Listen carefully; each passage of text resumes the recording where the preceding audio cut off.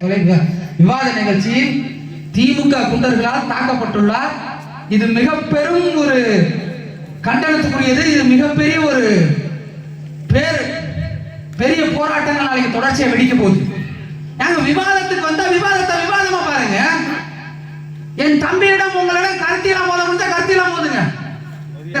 தொடர்ச்சியா ஒரு 10 நாளா ஒரு நேர்மையான தொலைக்காட்சியா, ஓரளவு நேர்மையான கூடிய தொலைக்காட்சியா இந்த தொலைக்காட்சி தொடர்ச்சியா விவாதத்தை நடத்திட்டு வந்துச்சு. இப்ப நேர்மையான மண்டையை உடைச்சிட்டாங்க. அப்ப திமுக எந்த நிலைமையில இருக்கு பாருங்க. கருத்தியெல்லாம் மோத கிராணி இல்ல.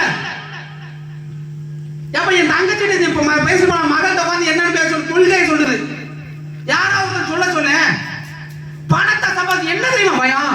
ஆகா சீமான் தம்பிங்க வந்துட்டானுங்க, நம்ம பொழப்புக்காக வைக்கிறானுங்க வேட்டு, நம்ம மண்ணை திருட முடியாது வந்து நிப்பான், மலையை வெட்டா வந்து நிப்பான், ஆத்து மண்ணா வந்து நிப்பான், இங்க பள்ளிக்கூடம் கட்டினா எவ்வளவு கட்டி வந்து கேட்பான், ரோட போட்டா எவ்வளவு போட்டி வந்து கேட்பான். இந்த மாதிரி சிக்கல் எல்லாம் வருதுன்னு சொல்லிதான் இந்த வேலையை பாக்குறாங்க. இது ஜனநாயக நாட்டில் மக்களாட்சி தத்துவத்தை ஏற்றுக்கொண்ட நாட்டில் இது மிகப்பெரிய பேரவலம். அறிவார்ந்த பெற்றோர்களே, ஒரு விவாத நிகழ்ச்சி என்பது நேருக்கு நேராக தன்னுடைய கருத்துக்களை எதிர் வச்சு அதற்கான பதில்களை வாங்கக்கூடிய ஒரு நிகழ்ச்சி.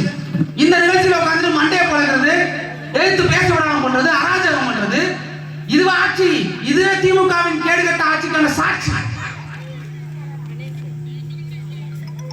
நாசமா போயிடும். அறிவார்ந்த பெற்றவர்களை மாறுங்கள், மாற்றம் என்ற ஒன்றை தவிர மற்றவை அனைத்து மாறிவிடும். இன்னொரு கூட்டத்தில் உறுதியா சந்திப்போம், நிறைய விரிவா பேசுவோம். அறிவார்ந்த பெற்றவர்களை மாற்றுங்கள், மாற்றம் என்ற சொல்லை தவிர மற்றவை அனைத்து மாறிவிடும். உங்களிடம் இருக்கக்கூடிய ஒரே வலிமை மீது ஆயுதம் வாக்கு. அந்த வாக்கை அநீதிக்கு எதிராக தூக்குங்கள், அநீதிக்கு எதிராக தூக்குங்கள். இங்கு பசி, பஞ்சம், கொலை, கொள்ளை, பெண்ணி, அடிமைத்தனம், சாதி, ஏற்றத்தாழ்வு இவை அனைத்துக்கும் எதிராக உங்களிடம் இருப்பது வாக்குதான்.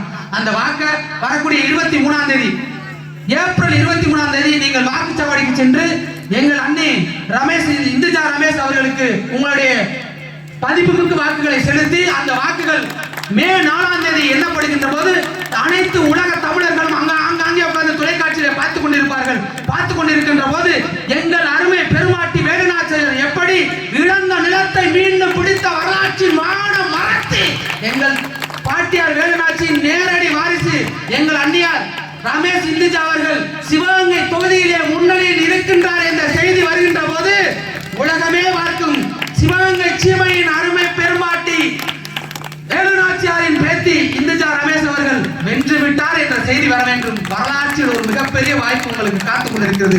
தயவு செய்து உங்கள் மதிப்புமிக்க வாக்குகளை அளித்து எங்கள் அந்நியரை வெற்றி பெற செய்யுங்கள். வாய்ப்புக்கு நன்றி, வணக்கம். நாம் தமிழர்.